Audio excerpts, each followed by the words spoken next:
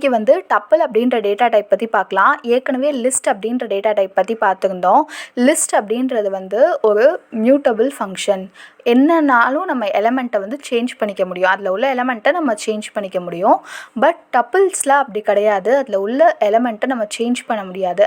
Add R remove பண்ண முடியாது. அது வந்து கான்ஸ்டண்ட்டாக ஒன்ஸ் டிக்ளேர்ட்னா அது டிக்ளேர்ட் தான். மற்றபடி வந்து நம்மளால் அதை ஃப்யூச்சரில் சேஞ்ச் பண்ண முடியாது.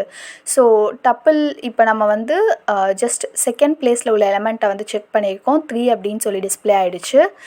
நெக்ஸ்ட்டு வந்து டப்பிளில் உள்ள லென்த்தை வந்து நம்ம கேல்குலேட் பண்ணுறோம். நம்ம நேத்தியே வந்து லென்த் ஃபங்க்ஷன் பற்றி பார்த்துருந்தோம், ரைட்? ஸோ லென்த்தும் 3 அப்படின்னு சொல்லி டிஸ்பிளே ஆகிடுச்சு. நெக்ஸ்ட்டு வந்து நம்ம பார்க்க போகிறது பார்த்தோம்.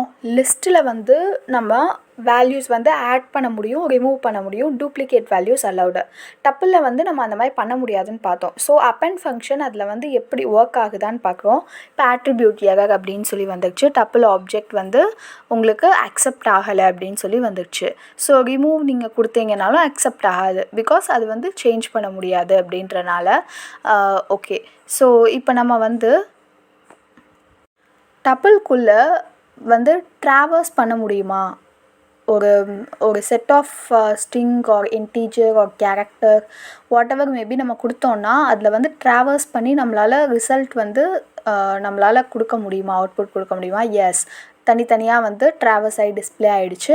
ஸோ இந்த மாதிரி உங்களுக்கு லிஸ்ட்லேயும் டப்பிள்லேயும் ரெண்டுத்துலேயுமே இந்த மாதிரி நம்மளால் வந்து பண்ண முடியும். ஓகே, ஸோ நான் இப்போ வந்து டைப் செக் பண்ணுறேன். டைப் செக் பண்ணுறது நேற்றே நம்ம பார்த்துருந்தோம். இதில் வந்து டைப்னா டப்பிள் அப்படின்னு சொல்லி நமக்கு வந்து வந்துடும்.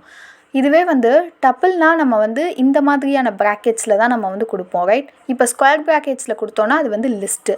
நான் இப்போ வந்து ஸ்கொயர் ப்ராக்கெட்ஸில் நான் வந்து இன்டீஜர்ஸ் வந்து கொடுக்குறேன் உள்ள.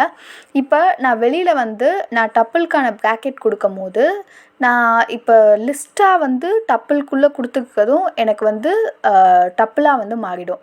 இப்போ ஆக்சுவலி ஸ்கொயர் ப்ராக்கெட்ஸ்குள்ளே கொடுத்துருக்கிறது லிஸ்ட்டு, ரைட்டா? ஸோ டப்பிளோட ப்ராக்கெட்ஸ் வந்து வெளியில் போடும் போது நமக்கு அந்த லிஸ்ட்டு கூட டப்பிளாக வந்து மாறிடும்.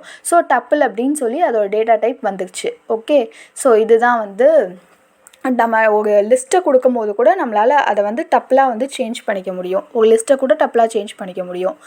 நெக்ஸ்ட்டு வந்து இப்போ நான் டப்பிள் 1 அப்படின்னு சொல்லி ஒரு இன்டீஜர் தான் கொடுத்துருக்கேன். ஸோ ஒரு இன்டீஜர் மட்டும் எனக்கு கொடுக்கும் போது எனக்கு அது வந்து இன்டீஜராக தான் அது வந்து எடுத்துக்குமே தவிர அது வந்து ஒரு டப்பிளாக எடுத்துக்காது. ஸோ தட் நான் பக்கத்தில் ஒரு கமா ஆட் பண்ணியிருக்கேன். ஸோ தட் அது வந்து எனக்கு வந்து டப்பிளாக எடுத்துக்கும். ஒரே ஒரு கேரக்டர் தான் உங்கள்கிட்ட இருக்குன்னா பக்கத்தில் கமா ஆட் பண்ணிங்கன்னா தான் அது வந்து டப்பிளாக எடுத்துக்கும். நெக்ஸ்ட்டு வந்து நான் ஒரு 3 ஸ்ட்ரிங் வந்து கொடுத்துருக்கேன். இந்த 3 ஸ்ட்ரிங்குக்கும் நான் வந்து ஒரு ஃபார் லூப் வந்து பண்ணுறேன். For loop or i in tuple print i. So எனக்கு இந்த 3 இதுவும் வந்து டிஸ்பிளே ஆகும். உங்களுக்கு adding or removing of elements வந்து பண்ண முடியாது. பட் ஆனால் நீங்கள் வந்து ஸ்லைசிங் பண்ணிக்கலாம். ஒரு போர்ஷனை மட்டும் நீங்கள் வந்து உங்களுக்கு தேவையான ஒரு போர்ஷனை மட்டும் ஒரு டப்பிள்லேருந்து ஸ்லைஸ் பண்ணி எடுத்துக்கலாம். இப்போ 1:4 அப்படின்னு போடுறேன் அப்படின்னா இப்போ 1லேருந்து 4க்குள்ள எலமெண்ட்டை நீங்கள் வந்து செலக்ட் பண்ணி எக்ஸ்ட்ராக்ட் பண்ணி எடுத்துக்கலாம். நெக்ஸ்ட்டு வந்து நம்ம ஆட் ஆர் ரிமூவ் பண்ண முடியாது. பட் ஆனால் நம்ம கன்கார்டினேட் பண்ணலாம். 2 டப்பில் வந்து கன்கார்டினேட் பண்ணலாம். இப்போ வந்து ஒரு டப்பில் 1 2 3 அப்படின்னு சொல்லி இன்டீஜரும், இன்னொரு டப்பில் வந்து நான் வந்து கேரக்டர்ஸும் வந்து கொடுத்துருக்கேன். ஸோ 2 டப்பிலையும் என்னால் கன்கார்டினேட் பண்ண முடியும். ஸோ இதெல்லாம் தான் டப்பிளோட ஃபங்க்ஷன்ஸ். ஸோ இதெல்லாம் உங்களுக்கு புரிஞ்சிருக்கும்னு நினைக்கிறேன் ஃப்ரெண்ட்ஸ். உங்களுக்கு சேனல் சப்போர்ட் பண்ணணுன்னா லைக் பண்ணுங்கள், ஷேர் பண்ணுங்கள், சப்ஸ்கிரைப் பண்ணுங்கள். தேங்க்யூ.